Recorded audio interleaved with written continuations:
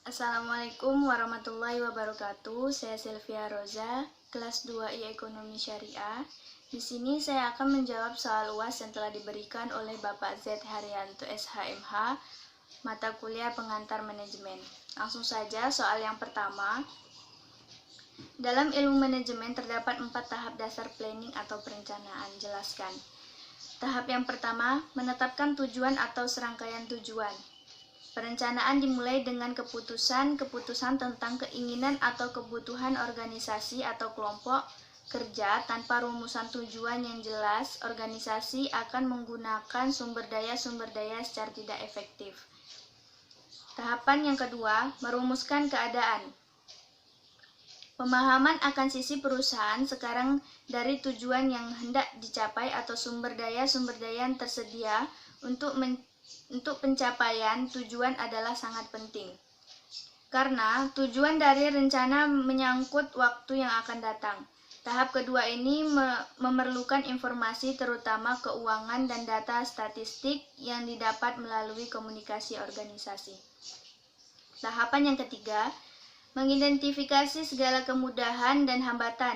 Segala kekuatan dan kelemahan serta kemudahan atau hambatan perlu diidentifikasikan untuk mengukur kemampuan organisasi dalam mencapai tujuan. Oleh karena itu, perlu diketahui faktor-faktor lingkungan internal dan eksternal yang dapat membantu organisasi mencapai tujuannya atau menimbulkan masalah. Walaupun sulit dilakukan, antisipasi keadaan, masalah, dan kesempatan serta ancaman yang mungkin terjadi di waktu mendatang adalah bagian esensi dari proses perencanaan. Tahapan yang keempat, mengembangkan rencana atau serangkaian kegiatan untuk pencapaian tujuan. Tahap terakhir dalam proses perencanaan meliputi pengembangan berbagai alternatif dalam proses pencapaian tujuan, penilaian alternatif tersebut, dan pemilihan alternatif terbaik di antara berbagai alternatif yang ada. Selanjutnya, soal kedua, ada beberapa teori tentang motivasi. Jelaskan. Yang pertama, teori motivasi kepuasan. Teori ini mendasarkan pendekatan atas faktor-faktor kebutuhan dan kepuasan individu yang menyebabkannya bertindak dan berperilaku dengan cara tertentu. Selanjutnya, teori motivasi klasik atau teori kebutuhan tunggal. Ini dikemukakan oleh Winslow Taylor. Teori ini menunjukkan bahwa motivasi para pekerja hanya untuk dapat memenuhi kebutuhan dan kepuasan biologis saja, yaitu kebutuhan yang diperlukan untuk mempertahankan kelangsungan hidup seseorang. Selanjutnya, teori hierarki kebutuhan Maslow. Maslow mendasarkan konsep hierarki kebutuhan pada 2 prinsip. Pertama, kebutuhan manusia dapat disusun dalam satu hierarki dari kebutuhan terendah sampai kebutuhan tinggi.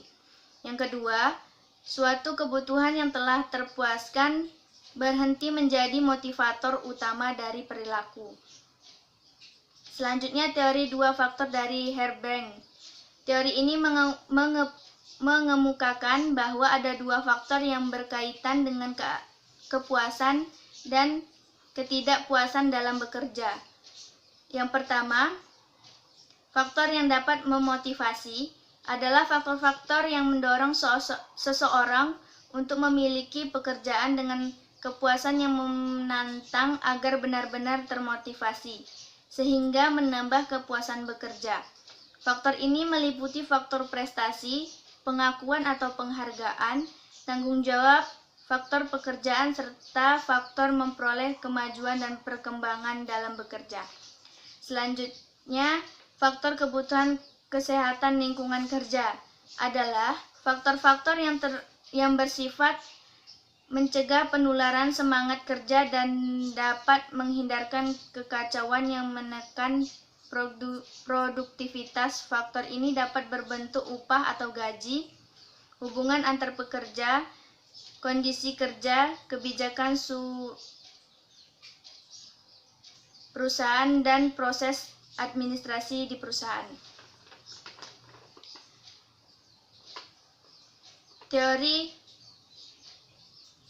prestasi dari MC Callen mengelompokkan 3 tingkatan kebutuhan manusia yang dapat memotivasi gairah bekerja, yaitu yang pertama kebutuhan akan prestasi, yang kedua kebutuhan akan afiliasi, yang ketiga kebutuhan akan kekuasaan.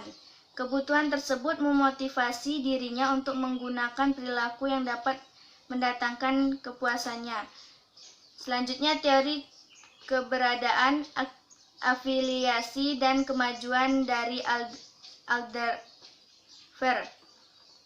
Alderfer mengemukakan ada 3 kelompok kebutuhan yang utama, yaitu yang pertama kebutuhan akan keberadaan, yang kedua kebutuhan akan afiliasi, yang ketiga kebutuhan akan kemajuan. Selanjutnya, teori motivasi Claude S. George. Teori ini menyatakan bahwa seseorang mempunyai kebutuhan yang berhubungan dengan tempat dan suasana di lingkungan ia bekerja, yaitu upah layak, kesempatan untuk maju, tempat kerja yang baik, penerimaan oleh kelompok, pengakuan yang wajar, dan pengakuan atas prestasi. Selanjutnya, soal yang ketiga. Pembelajaran berbasis online dipilih sebagai suatu model yang ditetapkan pada dunia pendidikan.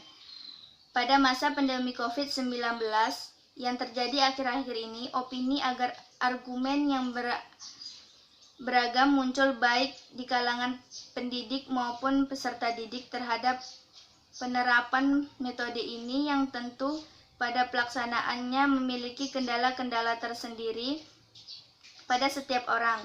Jika saudara adalah sebagai seorang pimpinan atau leader pada suatu institusi pendidikan, motivasi apa yang bisa saudara berikan dan sampaikan kepada seluruh komponen yang terdapat dalam struktur organisasi kerja saudara demi tercapainya tujuan? Jelaskan dan ilustrasikan motivasi yang dimaksud. Munculnya virus corona atau COVID-19, wujud virus ini sangat kecil tapi dampaknya sangat besar. Melihat penyebarannya yang sangat cepat, beberapa negara mengambil kebijakan lockdown, sekolah dan kampus diliburkan, dan para karyawan boleh bekerja di rumah secara online. Kemampuan seseorang pemimpin atau leader sangat dibutuhkan pada kondisi saat ini. Penerapan pembelajaran daring ini menuntut kesiapan bagi kedua belah pihak, baik itu dari penyedia layanan pendidikan atau dari peserta didik sendiri. Bagaimana juga pembelajaran secara daring dan jarak jauh membutuhkan bantuan teknologi yang mempunyai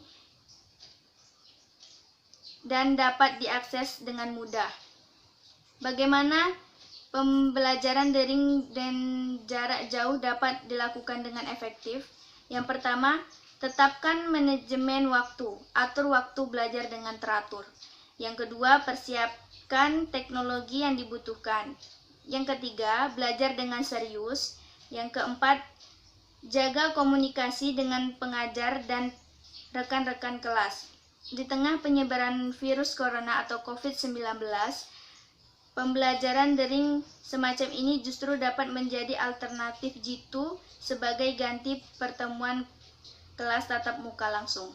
Mungkin itu saja saya akhiri. Wassalamualaikum warahmatullahi wabarakatuh.